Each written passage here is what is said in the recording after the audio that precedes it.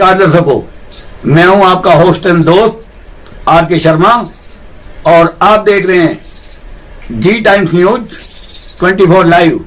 आज के मुख्य समाचार। यूपी की हॉट सीट में शामिल मुजफ्फरनगर लोकसभा सीट पर मतदान किया जा रहा है। इस बीच कांग्रेस सपा प्रत्याशी हरेंद्र मलिक ने बीजेपी प्रत्याशी संजीव बालियान पर बड़ा आरोप लगाया है। सपा उम्मीदवार हरेंद्र मलिक ने बीजेपी कार्यकर्ता और संजीव बालियान पर बूथ कैप्चरिंग करने तक का आरोप लगा दिया। हरेंद्र मलिक ने आरोप लगाया कि बीजेपी कार्यकर्ता उनके कार्यकर्ताओं के साथ मारपीट कर रहे हैं। हरेंद्र मलिक ने कहा, संजीव बालियान के गांव कुटबा कुटबी का बूथ कैप्चरिंग कर लिया गया है।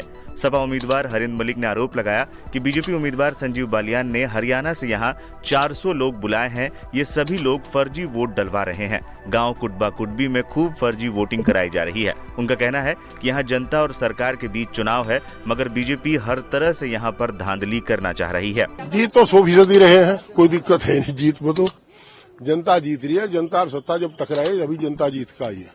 But unfortunately those persons who are not in the fight they try their best कि यहाँ बूथ कैप्चरिंग करी जावे।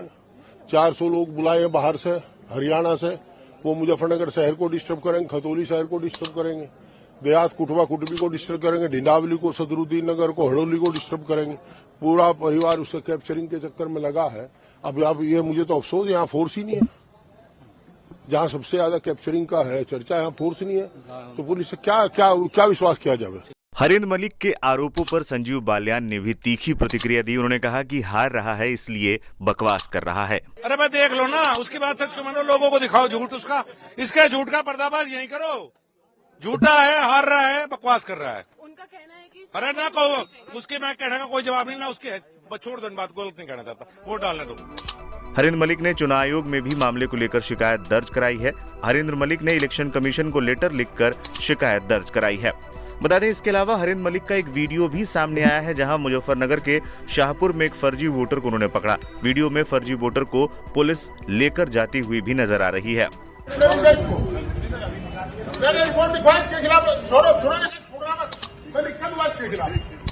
बता दें, मुजफ्फरनगर सीट से सपा उम्मीदवार हरेंद्र मलिक के आरोपों पर कांग्रेस का भी रिएक्शन सामने आया है। यूपी कांग्रेस ने सोशल मीडिया एक्स पर लिखा, ऐसे होगा निष्पक्ष चुनाव।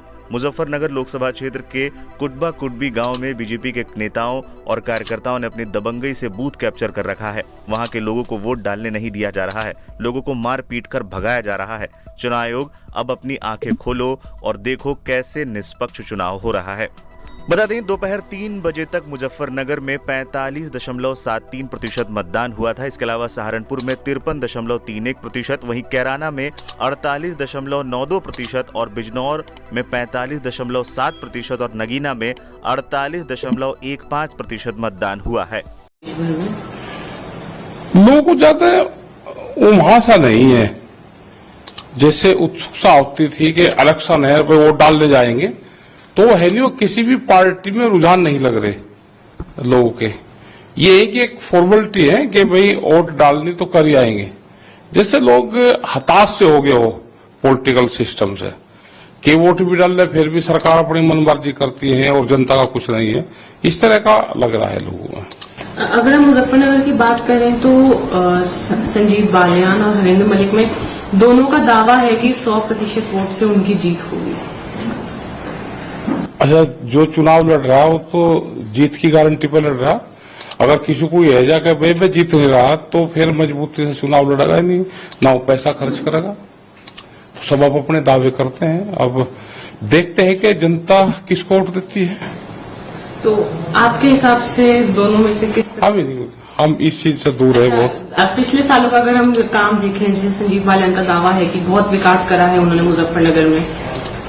ऐसा है ना, जिसकी सरकार रहती है, काम सरकारें करती हैं, तो अब अपने वादे सभी करेंगे। भाई उनकी सरकार रही हो तो उसका गिनवाएंगे, यानी कि नहीं रही तो ये किसका गिनवावे। सबके अब अपने होते हैं। और अब का चुनाव ज्यादातर धार्मिक वाद से हटके, कैंडिडेट कौन है, उसकी बैकग्राउंड क्या है, और जाति पे ज्यादा चुनाव हो रहे हैं अब की बार। ये बहुत दिन बाद में देखा कि जातियों पर चुनाव हो रहे हैं। प्रधानमंत्री मोदी का दावा है कि बीजेपी को 400 से ऊपर सीटें आएंगी। नहीं, बोर्ड लगे देखिए, हमने वहां ना प्रधानमंत्री का नाम लिख रहा, वहां ना नरेंद्र मोदी का नाम लिख रहा, वहां मोदी का नाम लिखा। ये मोदी कौन है? इसके नाम की कोई आइडेंटिटी है देश में? अब इतनी बड़ी देश की जिम्मेदारी कोई एक आदमी, अननोन आदमी एक नाम लिख कर वो ले ले, कौन गारंटी लेगा उसकी? अब मोदी की क्या गारंटी है? कौन है मोदी? तो कोई हो, कोई जानता हो तो मोदी की गारंटी, भाई उस नाम की कोई आइडेंटिटी देश में है? या तो फुल पूरा नाम लिखे कि भाई ये है जिस आदमी की देश में आईडी बनी हुई हो और उसके 2 गारंटर हो, तो जब 2 गारंटी ले सकता है देश की। अब ये तो हमें फर्जीवाड़ा सा ज्यादा लग रहा। अगर हम बात करें जो किसानों को वादे दिए गए थे सरकार के, क्या आपको लगता है वो पूरे करे गए, चाहे वो एमएसपी हो या फिर गन्नों के दाम हो या अन्य चीजों के? देखो, किसान भी तंग है, देश में नौजवान भी तंग है, बेरोजगारी की बहुत बुरी स्थिति है, महंगाई बढ़ रही है। ये तो आंदोलन अगर होते रहेंगे तो कुछ काम हो सकते हैं। पॉलिटिकल सिस्टम से एक किस्म से देश का विश्वास सा उठ गया।